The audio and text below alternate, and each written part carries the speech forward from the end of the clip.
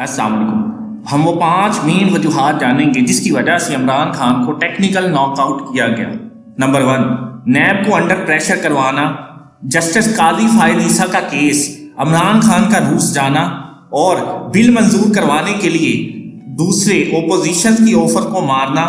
اور plate let's کی game میں شامل ہونا، یہ وہ تمام حقیقتیں ہیں جو ان کے اثر و رسوخ کو پورے ملک میں لاگو ہونے کی طرف دلالت کرتی ہے۔ جیسے اسحاق ڈار کا امریکہ سے اجازت لینا، نئے آرمی چیف کا امریکہ انٹرویو کروانا، یہ وہ تمام حقیقتیں ہیں جو ملک کے اندر ایک قوت کو اثر و رسوخ قائم رکھنے کی طرف دلالت کرتی ہے۔ کیونکہ عمران خان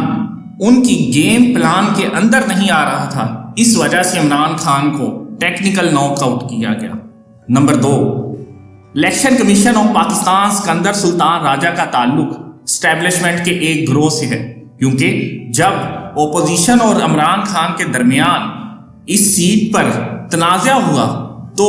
جنرل باجوہ کے کہنے پر عمران خان نے سکندر سلطان راجہ کا نام ایکسیپٹ کیا، کیونکہ کوئی بھی انہیں پہلے نہیں جانتا تھا اور ان کا نام سامنے آنے کی دیر تھی کہ تمام دوسری اپوزیشن جماعتوں نے بھی اس میں اتحاد کر لیا، یعنی سکندر سلطان راجہ کا نام دینے والا جنرل باجوہ تھا، جس کی وجہ سے یہ آپ امید لگا سکتے ہیں کہ اس کے بازو کے ساتھ لگے ہوئے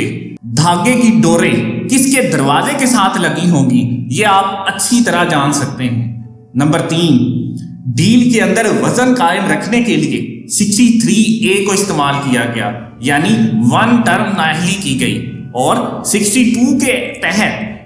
تاحیات نااہلی سے گریز کیا گیا، کیونکہ ان کا جو اگلا نشانہ ہے وہ عمران خان ہی ہے، جنہیں وہ اپنے کندھوں پر دوبارہ سوار کر کے اس ملک کا وزیر اعظم بنانے کے لیے تگ و دو کر رہے ہیں۔ نمبر 4، سیاسی پوائنٹ سکورنگ کو ڈاؤن کرنے کے لیے عمران خان کے خلاف یہ سب پلان کیا گیا تاکہ پبلک اوپینین ان کا ڈاؤن ہو اور اپوزیشن جماعتوں کو کوئی ایجنڈا ملے جس کے تحت وہ عمران خان کو گھسیٹ سکیں۔ نمبر 5، عمران خان کے کندھے کے ساتھ جو دھاگا بندھا ہوا ہے